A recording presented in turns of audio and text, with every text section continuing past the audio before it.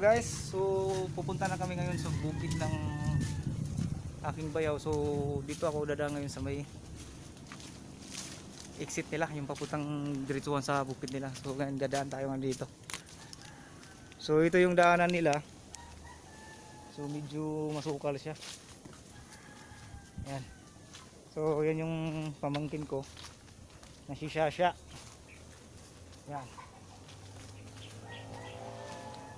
So part pa rin sa lupa nila to. So yun nga lang, medyo hindi na kasi kaso gawa ng doon sa ano. Nakapokus sila doon ngayon sa palay. So lulusot tayo dito. Right. So yun, nakalusot na tayo guys. Yan. So ito yung mga halaman nila. Yan. So guys, mayroon pala silang mga tanim na sili. Yan oh. So nakita niyo mga sili na yan. So may mga ano na, may mga bunga hinog na. Saka yung iba pa hinog na sila. Saka may papaya pa sila guys oh. Wow, ganda. Di ba?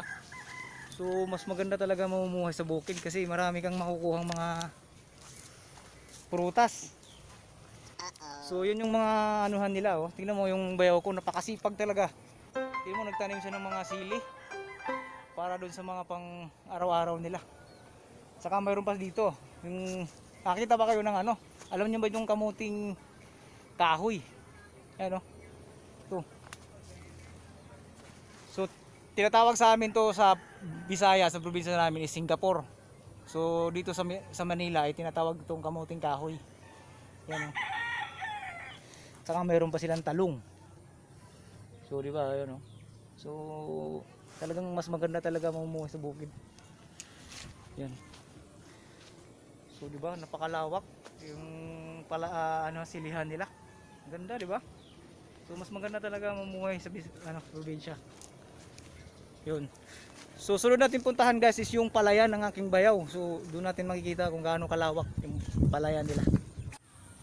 So yun guys, dito ako ngayon sa may river ng Magalang, Riverside. So yun, pupuntahan natin yan si Kuya. Hi Kuya!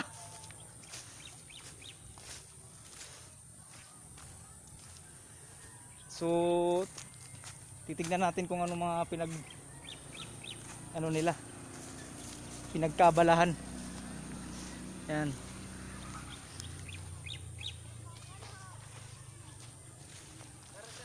Hi Kuya! Para sa balag ko to Kuya. Anong gamit nyo Kuya? Yan. So nakikita nyo guys, ito yung gamit nila. Tangsi at saka mayroon silang kunting kuhayan. So ganun ang proseso dito pag kumimit. Anong nga pwedeng makuha yan Kuya? Tilapia. Tilapia. So tilapia pala ang makukuha nila.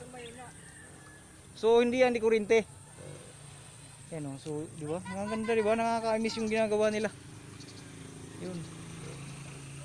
So mayroon namang nakukuha. Meron. Oh, yan oh, katulad ganyan oh. Oh, di ba? Maliliit lang. So maliliit. Ang bilis lang siya, guys. Ganun sa kabilis.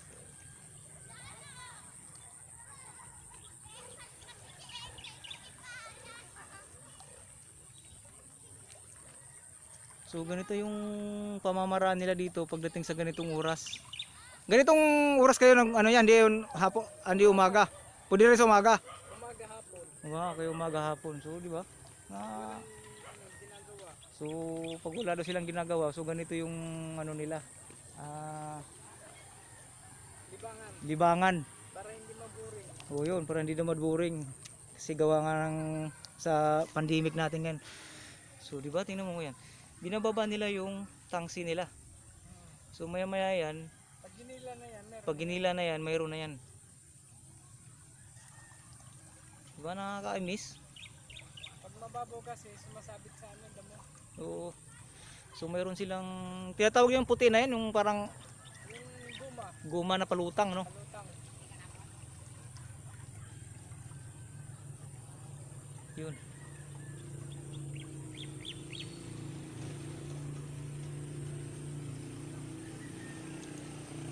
So wala. Yun. Malakas pag ano, pag halimbawa nagbaka kaninang umaga, mga bandang hapon marami yan. Marami na yan. Maraming mahuli dyan. Oo, di ba? Ganun ka unique yung technique nila pagdating sa ganitong ano. Pero pag ganito, pa isa-isa, mababaw kasi ang tubig. Oo. Di ba? Tapos lilipat ka na naman. Oh, lipat ka naman. So, yun. Di ba? Nakaka-miss yung ginagawa nila, guys. Nakakapang ano. Facebook na. Sige.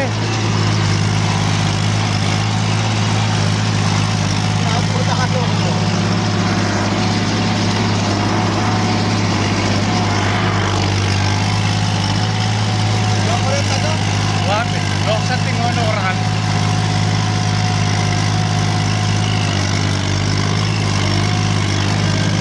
Jangan progress ko.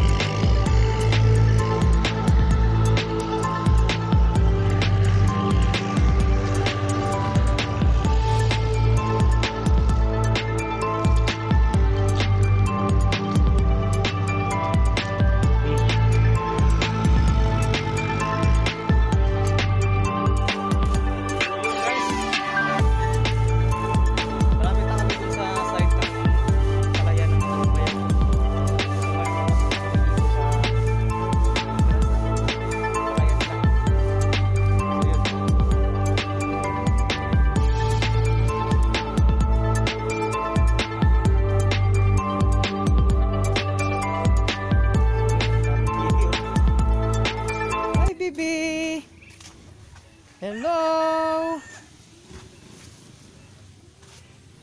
Yan. So guys, dito na kami. So ang laki ng pinagbago dito. Dati to, talahiban to dati dito. So mayroon ditong water pumping. Yan. Kanino itong water pumping siya? Sa bahay to.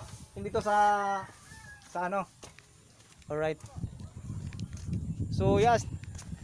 Ito yung palayan nila guys. So nakikita nyo, napakalawak. Yan. Ito yun, di ba? Ayun. So mula dyan sa may, nakita nyo yan. Mula dyan sa may bakod ng bahay yan. Yan. Hanggang dito. Doon sa dulo. So para makita nyo guys, babaybayin natin yung lupa ni Dikot, yung bayaw ko. Yan, tara. So sinamahan ako ng pamangkin ko na si Shasha. Yan oh. So tara guys, lalakbayan na natin yung kahabaan ng lupa nila.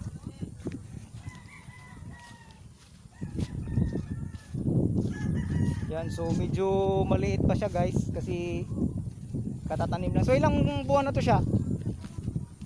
Isang buwan pa lang? 2 buwan? Ayun, so 2 buwan pa lang daw to mula nung tinanim. Yan, di ba? So lawak. Yan. So ito yung lupain ng bayaw ko. Napaka lawak. Yun. So shout out pala dyan sa Pamily Rodriguez. Lalo na kay Enrico Rodriguez at saka kay Bating Rodriguez, saka kay Willie Rodriguez, saka lalo na dun kay Elsa. Saan nga si Elsa ngayon? Argentina? Sa? Arizona. So nasa Arizona pala ngayon si Elsa. So yung kapatid ni Dikot. So shout out sa'yo Darang Elsa. Hello. So yun. So biruin mo ganun kalawak yan oh. Mula doon hanggang dito. So hindi pa natin naabot yung dulo ng lupain nila. Yan.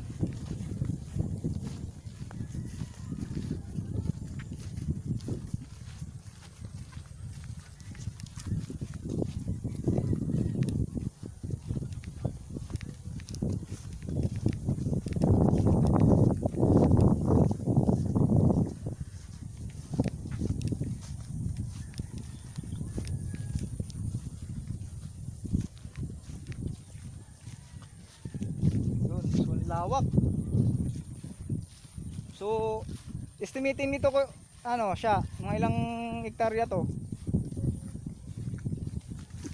So nasa 2 hektarya daw tong ano mahigit yung lupain nila. So medyo malawak na rin.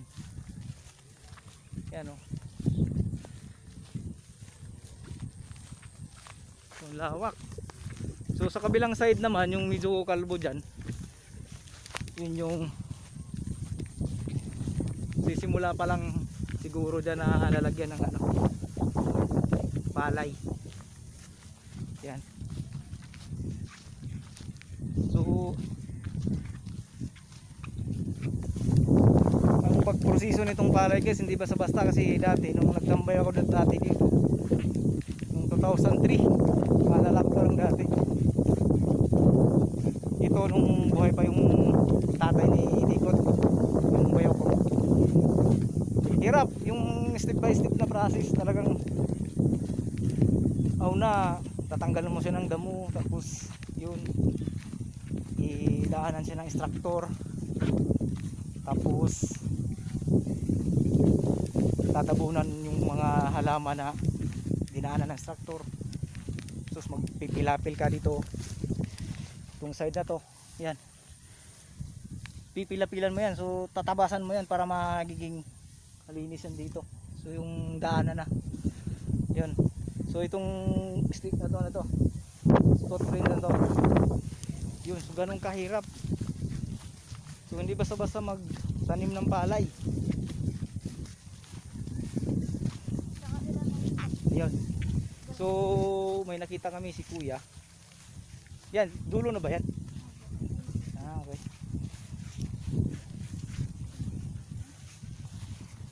So yun guys, so ito yung dulo niya, biruin mo. Hanggang doon, so yung nakikita yung pader na yun, yun. Ganun kalawak siya. Hanggang dito. Yun.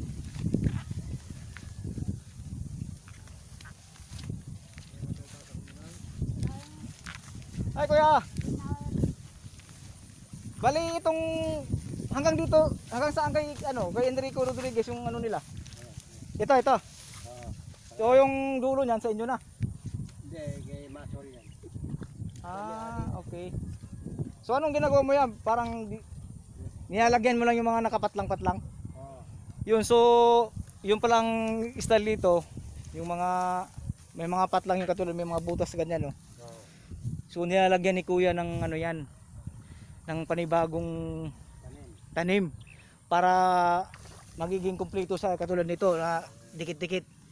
So yun ang proseso ni Kuya. Ganyan. So katulad ng ganun Kuya, medyo malalim yun. Ayan. Yung ganun. Nilagyan na. Nilalagyan din yan. Nilagyan na. Nilalagyan na. So yung nakita nyo guys, yung bakanting ano na yan, na tubig nyo nakita nyo. So nilalagyan na pala ni Kuya yan. So antayin na lang na tutubo yan. Pag kakapal rin niya pag na bumawi. O yun. So yun, ganun si Kuya, ganun ang process dito pagtanim ng palay. Yan o. So nakita nyo guys, binubunot ni Kuya. Tsaka tinatanim niya sa mga bakanting lupa. So di ba? Ganun kahirap pagtanim ng palay guys. Tapos ganun-ganun lang pagdating dun sa ano. Pagdating dun sa mga consumer na bumibili.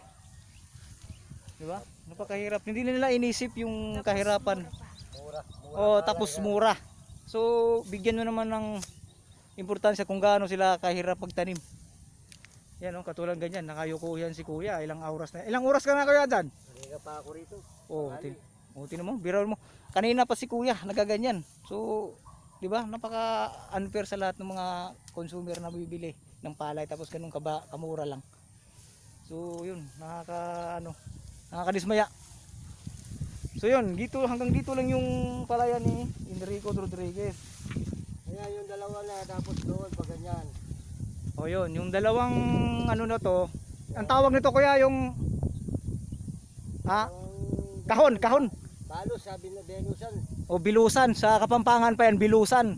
Pero sa Bisaya to, kahon. Yung tinatawag namin sa kahon. O yun, sa Kapampangan words is bilusan. So piruin mo kalawak ng bilusan na yan. So lalakbay natin yung kung gaano kalawak yung bilusan nila. Yung tinatawag nilang kahon, yung bilusan. Yung sa tawag sa amin kahon.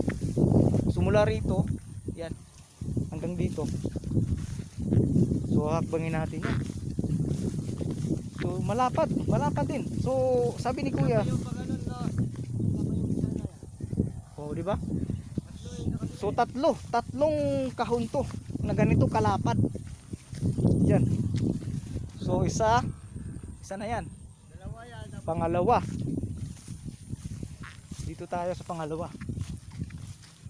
So ganun kalawak yung lupain nila ni Rodriguez family.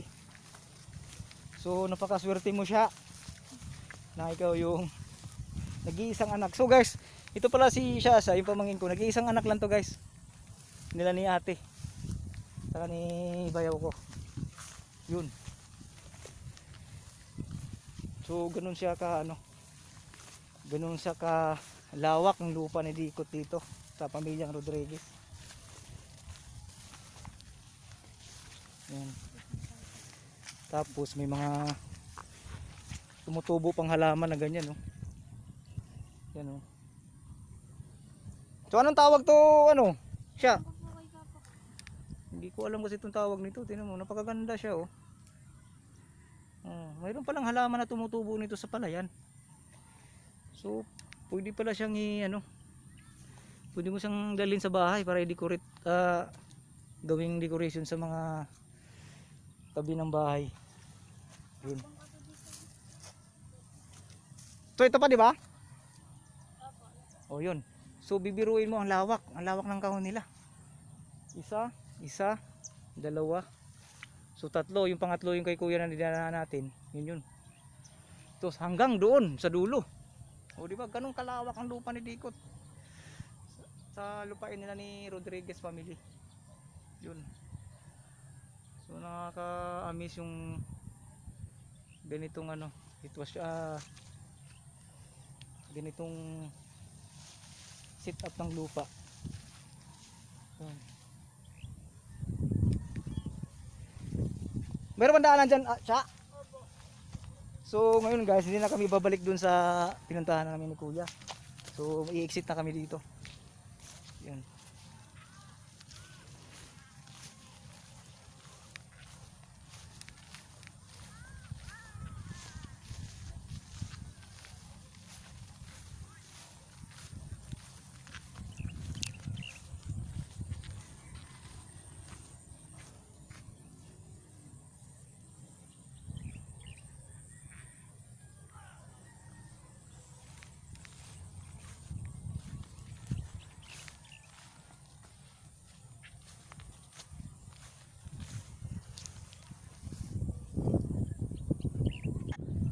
So yun guys, so naikot na natin yung mula doon sa dulo. So nakabalik na kami.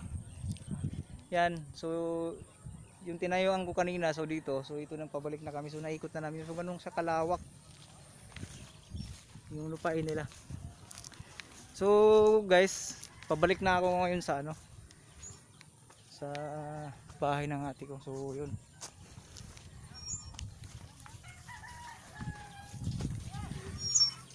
Yun, oh. So mayroon ditong ano, bomba, tinatawag sa amin to bomba, deep well.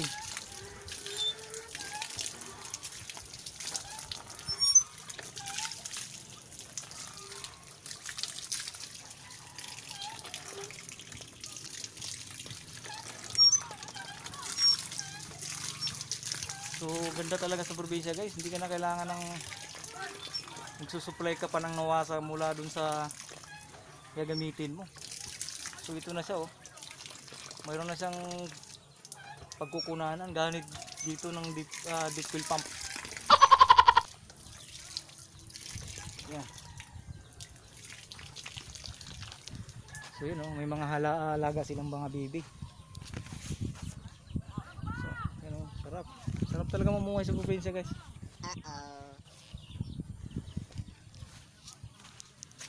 Yan. Tapos mayroon pa silang mga alagang saging dito. Ayan, oh.